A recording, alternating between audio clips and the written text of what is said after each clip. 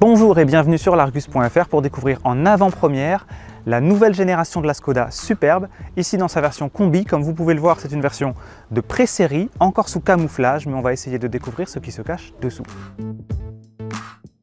Cette quatrième génération de Superb sous l'air du groupe Volkswagen s'allonge de 4 cm pour dépasser maintenant les 4,90 m, ce qui bénéficie évidemment au volume du coffre qui était déjà important sur la précédente génération et qui passe ici de 660 à 690 litres, banquette en place. Plus longue, la nouvelle Superb est aussi plus étroite que sa devancière, ce qui va à contre-courant des tendances actuelles de l'industrie. Elle est 15 mm plus étroite, très exactement. Ça a permis de réduire son coefficient de traînée aérodynamique qui passe de 0,26 à 0,24, ce qui permet de baisser la consommation. Ces guides d'air témoignent du travail apporté à cet aérodynamisme.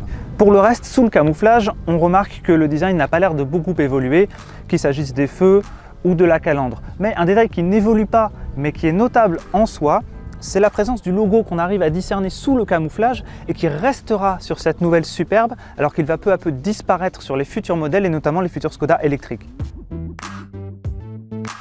L'habitacle de cette nouvelle Superbe est encore lourdement camouflé, donc on ne peut pas tout à fait savoir à quoi il ressemblera dans la version définitive. Skoda annonce une toute nouvelle interface utilisateur, des nouvelles commandes de transmission, une console centrale complètement redessinée. Bref, à l'intérieur, le changement sera beaucoup plus notable qu'à l'extérieur. Cette nouvelle Superbe entraînera une nouvelle gamme de motorisation. On trouvera toujours du diesel, mais aussi de l'essence et notamment en micro-hybride, et toujours de l'hybride rechargeable. Les versions essence et essence micro-hybride seront basées sur le nouveau 4 cylindres 1,5 litre TSI Evo 2 du groupe Volkswagen, avec notamment une version micro-hybride qui fait toujours 150 chevaux, et donc une version hybride rechargeable pour laquelle ce nouveau bloc remplacera l'actuel bloc 1,4 litre qu'on trouve dans la Superbe hybride rechargeable. Toujours version hybride rechargeable, la Superbe profitera d'une autonomie 100% électrique supérieure à 100 km selon Skoda, c'est quasiment 2 fois plus que le modèle actuel.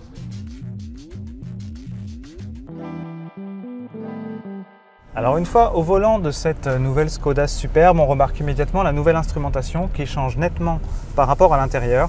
On a un très grand écran central qui mesurera jusqu'à 12,9 pouces de diagonale en haut de gamme et 10,4 pouces de diagonale sur les versions de base. On remarque également un nouveau tableau de bord numérique rectangulaire, mais qui reste toujours surmonté par une casquette.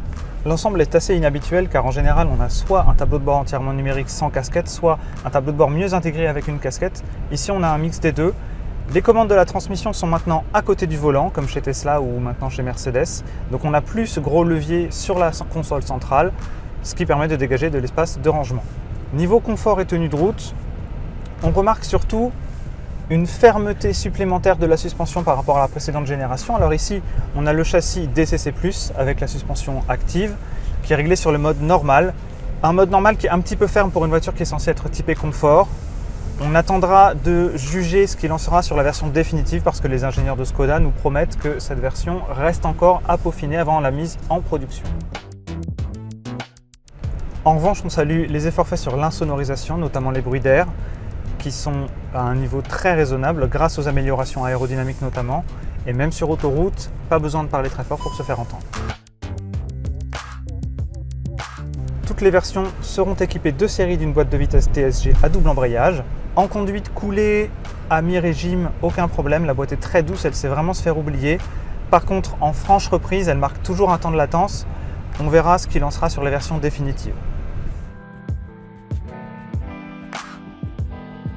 Skoda proposera cette nouvelle Superbe dans une gamme réduite à 4 finitions.